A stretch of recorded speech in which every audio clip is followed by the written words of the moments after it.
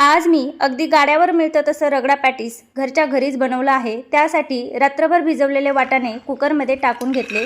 भरपूर पाणी टाकायचं, चवीनुसार मीठ आणि हळदी पावडर टाकून कुकरच्या 4 ते 5 शिट्ट्या करून घेतल्या।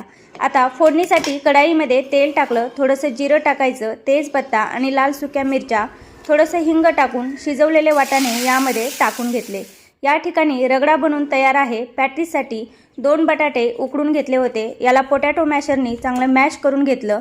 आता लगेच यावरती थोडंसं अद्रक, हिरवी मिरची, हळदी पावडर, लाल तिखट, चाट मसाला, काळी मिरी पावडर, तांदळाचं पीठ आणि कॉर्नफ्लॉवर टाकून याला व्यवस्थित मिक्स केलं आणि याचा छान असा गोळा तयार करून घेतला।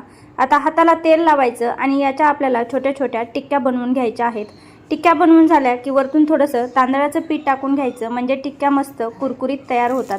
लगेच याला आपल्याला पॅनमध्ये तेल टाकून दोन्ही पण साईडनं छान ब्राऊन कलर येईपर्यंत तळून घ्यायचं आहे। रगडा आणि पॅटीस दोन्ही पण खाण्यासाठी बनून तयार झालेला आहे। गरम असतानाच लगेच याला खायला घ्यायचं आहे।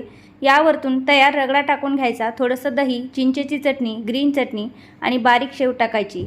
एक नंबर लागतं हे रगडा पॅटीस खायला। थँक्यू।